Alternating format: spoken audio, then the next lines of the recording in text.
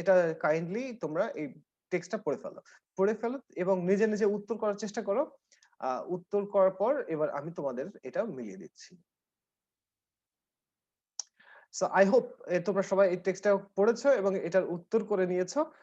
এবার দেখো আমার উত্তরের সাথে তোমার উত্তর মেলে কিনা, এবং আমি এখানে প্রত্যেকটার ক্ষেত্রে কি কি ব্যাখ্যা হতে পারে, প্রবাবল ব্যাখ্যা হতে পারে, সেই ব্যাখ্যাগুলো আমি তোমাকে দিয়ে যাচ্ছি। লং লং অ্যাগো, আসলে লং অ্যাগো বললেই হয়, বাংলার মতো দ্বিতীয় ইংলিশে লাগে না, শব্দ দ্বিতীয়করণ লাগে না। লং অ্যাগো বললেই বোঝা যায়, ইংলিশটা বোঝে যে অনেক আগের কথা। বাংলাতে যেমন অনেক অনেক আগের কথা এভাবে বলি আমরা, ইংলিশে এভাবে বলা লাগে না, তারপরও টেক্সটটা এভাবে ডেভেলপ করছে, I don't know why. So long ago dash mirror was found in dash paddy field by dash farmer. তো আমরা বুঝতে পারছি যে একটা মিররের কথা বলছে, যে একটা মিরর পাওয়া গিয়েছিল প্যাডি ফিল্ডে, একজন ফার্মার পেয়েছিল, তাই না? সো আমরা যদি দেখো, আমরা তোমাদেরকে দুটা ওয়ার্ড শিখিয়েছি, একটা হলো ওয়ান এবং একটা হলো দ্যাট। আমরা এটা এটা কোনো রুল না, এটা আমরা এটা ভাষা যেভাবে ডেভেলপ করেছে সেইভাবে তোমাকে এটিমোলজিক্যালি তোমাকে একটা ডেফিনিশন দেওয়া হয়েছে। সো আমরা এটাকে ট্রিক হিসেবে নিতে পারি, যে আমরা সেই ট্রিকটা অ্যাপ্লাই করে দেখি। যে এখানে যদি আমরা বলি যে long ago one mirror was found, একটা মিরর পাওয়া গিয়েছিল, তো এটা it doesn't it make sense? Of course I think it makes really a good sense that one mirror was found, that means a mirror was found in one paddy field, right? একটা paddy ফিল্ডে। So in a paddy field by one farmer, right? By a farmer, অর্থাৎ যেখানে আমরা one use করতে পারি সেখানে আমরা কি ইউজ করতে পারি? এ ইউজ করতে পারি, অথবা অ্যান ইউজ করতে পারি। তো প্রত্যেকটা জায়গায় আমরা দেখছি ভাওয়েল নাই, সো আমরা কনসোনেন্ট দিয়ে প্রত্যেকটা নাউন স্টার্ট আছে, সো তার জন্য আমরা কি করতে পারি? এখানে আমরা এ ইউজ করি।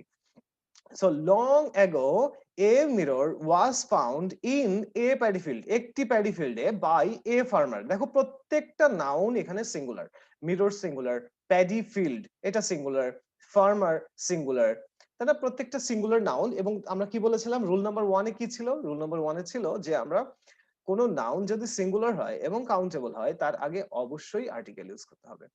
তো এখানে তারপর দেখছি আমরা সেই নিয়ম অনুযায়ী আমরা আর্টিকেল ইউজ করলাম। তারপর কি বলছেন? neither this farmer or anybody else in dash area, ওই এরিয়ার, ইন দ্যাট এরিয়া, রাইট? আমরা বলতে পারি না ইন দ্যাট এরিয়া, নাকি in a and in one area, একটা এরিয়ার নাকি ওই এরিয়ার। সো আমরা জানি যে ওই এরিয়ার কথা বলা হচ্ছে, যে এরিয়াতে ফার্মার একটা মিরর পেয়েছিল। সো এখানে দ্যাট ইউজ করা যায়, দ্যাট যেখানে ইউজ করা যায় সেখানে আমরা কি ইউজ করতে পারি? দা ইউজ করতে পারি। So neither this farmer nor anybody else in the area had ever seen dash mirror, that mirror নাকি ওয়ান মিরর। তারা জীবনে কোনোদিন কোনো মিরর দেখে নাই, একটা মিররও দেখে নাই। তার জন্য এখানে কি হয়ে যাচ্ছে? এ মিরর। দে দে কি বলছে এখানে? In that area they never they had ever seen a mirror. কি বলছে এখানে? তারা কখনো একটা কোনো মিরর দেখে নাই, এ মিরর দেখে নাই। সো when the farmer, কোন ফার্মার এখানে? That farmer, that mean that farmer, ওই ফার্মারটি। ওই ফার্মারটি বলতে কি কোন বোঝাচ্ছে? যেই ফার্মারটি, এই যে ফার্মারটি এখানে মিররটি পেয়েছিল। সো এখানে কি ইউজ করা যেতে পারে? when the farmer, ওই ফার্মারটি looked into the mirror, ওই মিরর, অর্থাৎ কোন নাউনকে যদি দ্বিতীয়বার রিফার করা হয় তাহলে আমরা সেখানে আমরা দা ইউজ করতে পারি, তাই না? দ্বিতীয়বার রিফার করা হচ্ছে, দ্বিতীয়বার বলা হচ্ছে ওই নাউন সম্পর্কে। দ্বিতীয়বার বলা মানে হচ্ছে যে ওই নাউনটা নির্দিষ্ট হয়ে গেল, প্রথমবার নির্দিষ্ট ছিল না, প্রথমবার পরিচয় করে দেওয়া হলো, দ্বিতীয়বারে এসে তাকে নির্দিষ্টকরণ করা হলো। যেমন আমি যদি বলি যে আই হ্যাভ টু চিলড্রেন, আমার দুটো ছেলে মেয়ে আছে। The boy is 14 and the girl is 8। তো প্রথমে আমি কি ইউজ করলাম? আমার দুটো ছেলে মেয়ে আছে, এই যে ছেলে মেয়ের পরিচয়টা দিয়ে দিলাম।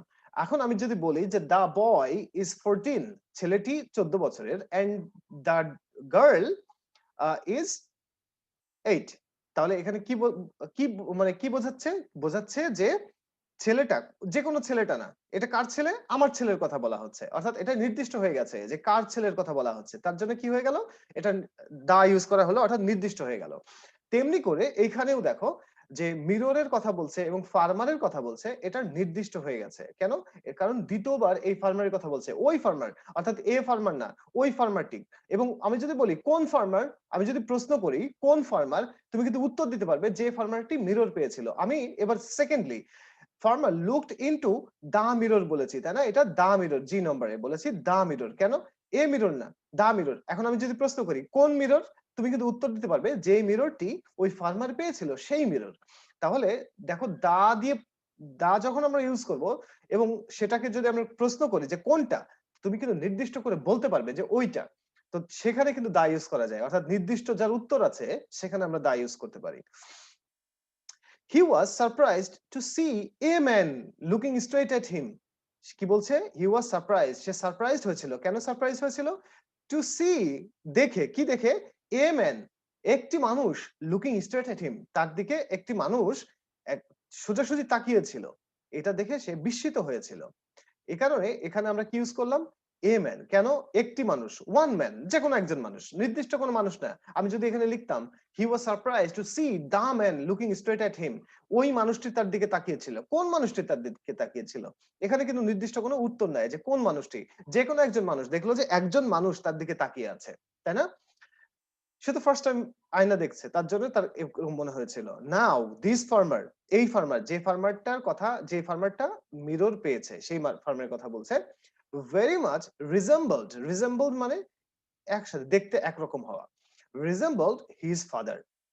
এবং রিজেম্বল পরে দেখো কোন প্রকার প্রিপোজিশন বসে না, resemble to, resemble as, resemble like, কোনো কিছু বসে না, রিজেম্বল হিজ ফাদার। অর্থাৎ আমরা যেমন অনেক ক্ষেত্রে বলি যে he looks like his father, তো এক্ষেত্রে কিন্তু যেমন রিজেম্বল লাইক হিজ ফাদার এরকম হয় না, রিজেম্বল হিজ ফাদার অথবা রিজেম্বল হিজ মাদার, মানে মায়ের মতো দেখতে। যাই হোক, now this farmer very much resembled his father, অর্থাৎ এই ফার্মারটি তার বাবার মতোই দেখতে ছিল। Who had died years ago, অনেক আগে মারা গেছে। আচ্ছা এখানে দেখো ইয়ার্স অ্যাগো, এখানে ক্রস হবে। কেন ক্রস হবে? আমরা সেকেন্ড রুল কি বলেছিলাম? সেকেন্ড রুল বলেছিলাম যে নাউনটা যদি প্লুরাল হয় তাহলে তার আগে আর্টিকেল বসবে না। নাউন প্লুরাল এবং কাউন্টেবল, যদি আনকাউন্টেবল হয় সেক্ষেত্রে আর্টিকেল বসবে না। এটা কি? Plural noun.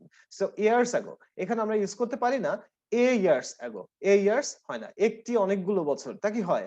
তা তো হয় না। সো ডাইড ইয়ার্স অ্যাগো, এখানে ক্রস হবে। He thought that it was his father inside it and saluted him with love and respect. Saluted him with cross, এখানে ক্রস হবে কেন? উইথ এ লাভ, তার একটি ভালোবাসা, ভালোবাসা একটি করে গোনা যায়? একটি ভালোবাসা, দুইটি ভালোবাসা, একটি সম্মান, দুইটি সম্মান, দ্যাট মিন্স এটা কাউন্টেবল না, এটা আনকাউন্টেবল। আমরা রুল নম্বর 2 অনুযায়ী কি জানতাম? যে যদি নাউনটা আনকাউন্টেবল হয় তাহলে তার আগে কি বসবে? ক্রস বসবে, অর্থাৎ কোন প্রকার আর্টিকেল বসবে না। এখানে ঠিক তেমনি করে কোন প্রকার আর্টিকেল বসবে না।